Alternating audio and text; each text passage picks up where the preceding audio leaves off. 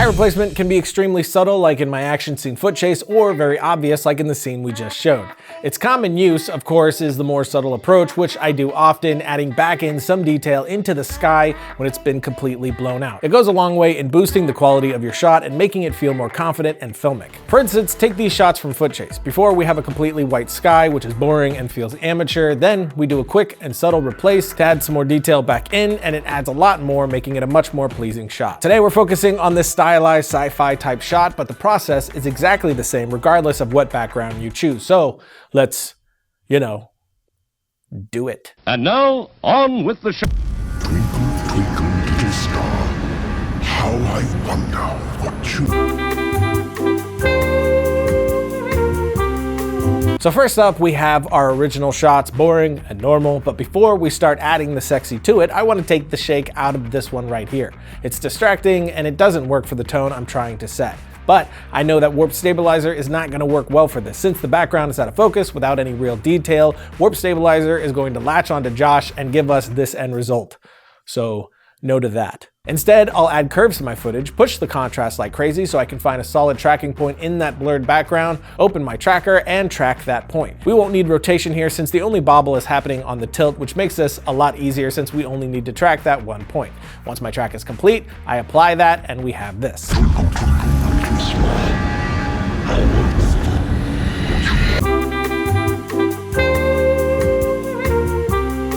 Once my track is complete, I apply that and we have this. Now I can bounce my footage out and send it over to Joey, which I don't think you've met. He's new to the team, so say hi, Joey. You can come a little closer.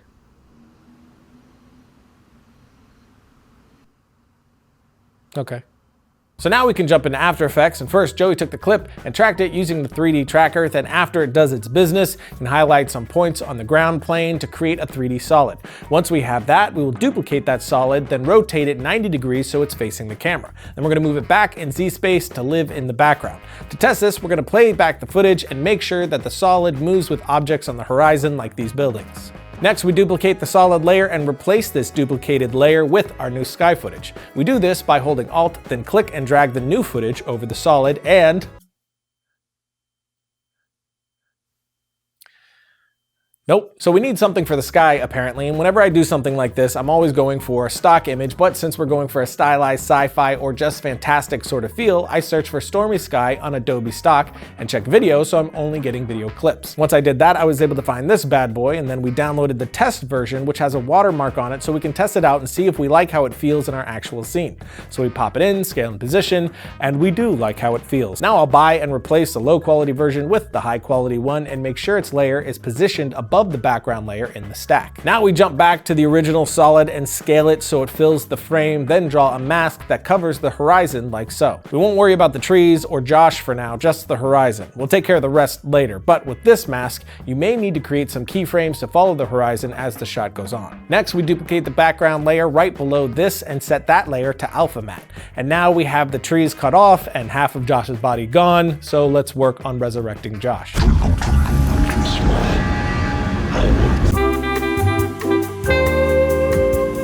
To do that, we need to mask out Josh. So first, duplicate the original ground plane solid, then rotate it 90 degrees so it's facing the camera like before. But this time, make sure that the layer is at the same depth as Josh within the scene. Then we're gonna scale the solid so it fully covers him up, drop the transparency down, and draw a mask around Josh so we're creating his shape on that solid. Then we're gonna keyframe it over time and feather this to match the out of focus edges we have there. Again, duplicate the background layer directly below this layer and set that to alpha matte. So now we have our sky and Josh back in, so we'll take a quick break and then get to the finishing touches. Yum, yum. It's time for a tasty and refreshing snack.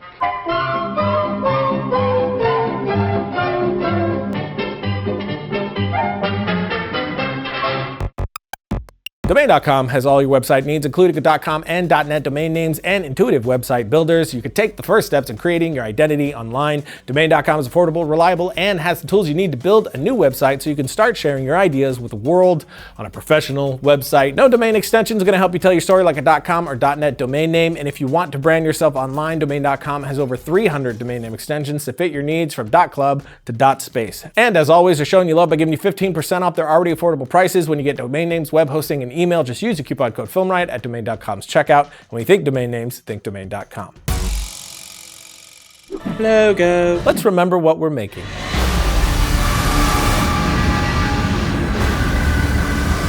And now at this point in our process, we have Josh, the horizon, and the sky all in, so now we need to deal with the trees. Like before, we're going to duplicate the background layer that's directly above our storm layer, then set this layer to multiply. Next, we're going to add levels so that we can adjust and clip the whites until only the trees show up. Parts of the horizon and sky may show, but that's fine too. Now, if we look closely, the line between the multiplied tree layer and the horizon mask is too sharp. To fix this, we're going to go to the horizon mask solid and draw some masks in the general area of the trees, feather and adjust these masks until the seams are gone. At this point, everything should be masked out nicely. Our final step before overall color grading is to adjust the color of our stock sky video to match our scene, which we're going to do using Lumetri. And to finish it all off, I'm going to add my color grade, which I did using our Back to the Future LUT, which you can find a link for in the notes below. Then I threw on 2, 3, 5 bars because I can, some music, and we have... Remember who you are. You are my son, and the one true king.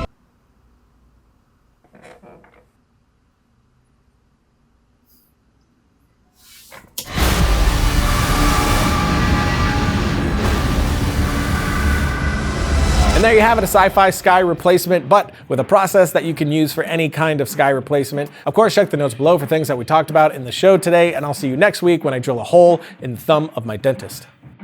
Twinkle, twinkle, little star, how I wonder what you are. Up above the world's